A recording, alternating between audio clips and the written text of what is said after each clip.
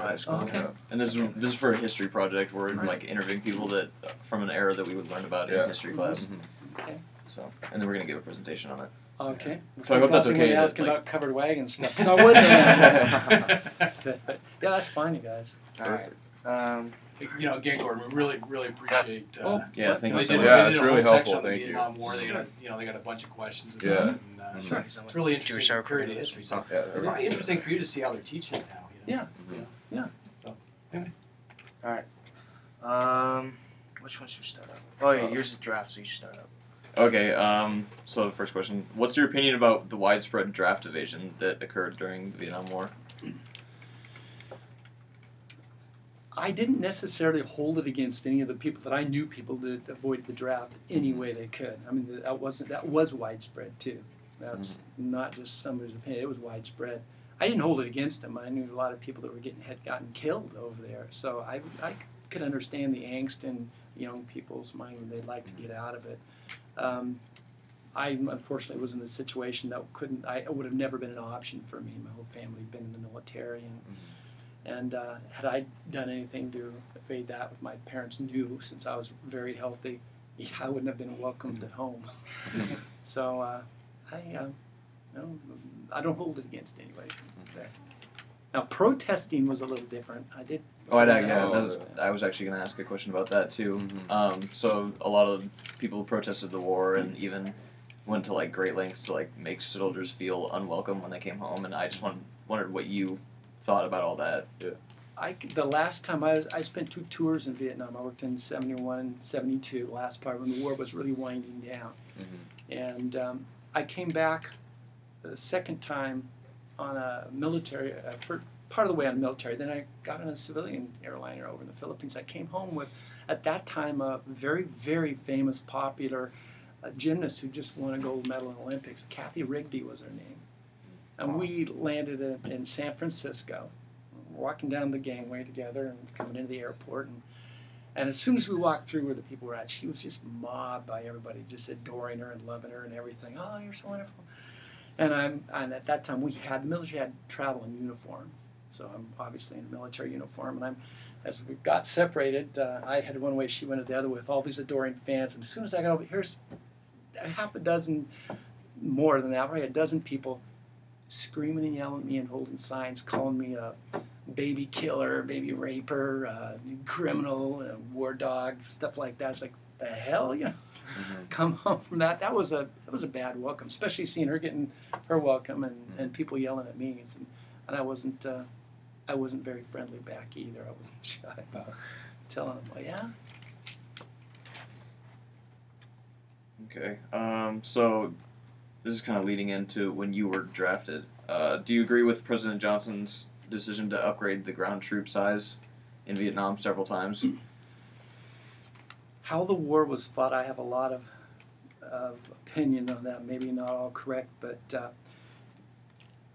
I think it didn't need to be the size of the troops. There were plenty of people there. It's how the war was fought what made it drag out for so long. Why we lost 56,000 young men, and believe me, lots of them were your guys' ages. It was you guys were going over there that age and getting killed. It wasn't that we didn't have enough. It was how the war was fought. It was people made the decision that this would be a political police action, not truly a war. There was only 2 times in that entire war that was fought like a war, and when that occurred, things happened. When we decided that the peace talks were being held in Paris, Henry Kissinger was our representative there. And the North Vietnamese that we'd gone on for years, they're in their intransigent position. Oh, we don't have to do anything. We're just going to outweigh you guys. And that was their mindset at that time.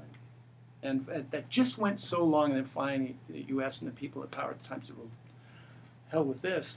And at that time, then we went ahead and we mined all the harbors up and down the North Vietnamese coast. And we started sending in the B-52s to bomb above the DMZ up in North Vietnam. And until you see, a group of B-52s coming in, dropping bombs, cutting a path a half a mile wide, 3 miles long, with nothing left underneath it, it wasn't even a weekend. They were begging to have the United States come back to the peace table again. Oh, we made a mistake. Come on, we want to talk this over now. And had we done that from the beginning with the idea of we're going to win this war, bring our people home, because you couldn't fight a war below some arbitrary line and saying, well, we won't go up there to fight the war. Even that's where the war was coming from. But when we did that, even for a short period of time, we not only got their attention, but it helped to bring the war to the end. Anyway, it was how it was fought, not that we didn't have enough people. Okay, one more kind of preemptory question before we get into like the actual thing. What was your mindset going in? Because I'm interested to see how that sort of changed as your experience in combat went on. So like when you were first drafted and you first went overseas, like how did you like, I guess, feel? Well, very, very apprehensive. I mean, I didn't want to get killed. That's for darn sure. I was really, really apprehensive. I was 20 when I was over there, and the first time I was 20, and I don't know. I didn't necessarily want to go. I didn't have a choice, because I was drafted, and I was the 25th pool out of the drum that Saturday, and almost to the hour 1 week I had my induction notice. I was really anxious about doing the whole thing. I had determined I was going to make the best of it. At the time, I hadn't put enough thought into what was happening in the war, so I didn't really have a big political idea about it. I'd certainly never protested or anything like that before the war. I hadn't put that much thought into it. But first I knew of the war, I was an 8th grader, and I heard of some place in a weekly reader. I don't know, I'm sure they don't do that anymore. But they were talking about some police action where the French got their asses kicked in some old place called Vietnam. They left, and then, of course, we got involved. That was when I was an 8th grader. Here I am after 1 year of college, and I ran out of money. I come home, and boy, as soon as they knew you weren't in college, boom, I got sucked up into it.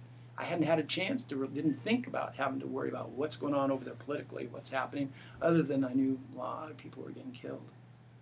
So I was just mostly apprehensive, didn't know what to expect, and of course, didn't know anything about the military before I went in. Well, you said your family was all involved in the military. Did you feel any expectations about going, or feel any, like, you had anything? Other than, I think I mentioned before, I couldn't avoid the draft. I mean, if I was called upon, I would have been, my family, I would have disgraced them, and I wouldn't have been welcome. My father wouldn't. He was 30-some years in the Navy, and 2 of my brothers were in the Navy. And there's just a long history of that. One of my brothers had been off the coast of Vietnam on the USS Forrestal, an aircraft carrier, before I was, and they had a monstrously catastrophic fire on board ship, all the decks full of planes with bombs and stuff, and a lot of people died in that. I just wouldn't have been welcomed back home. What exactly was your job the first time around?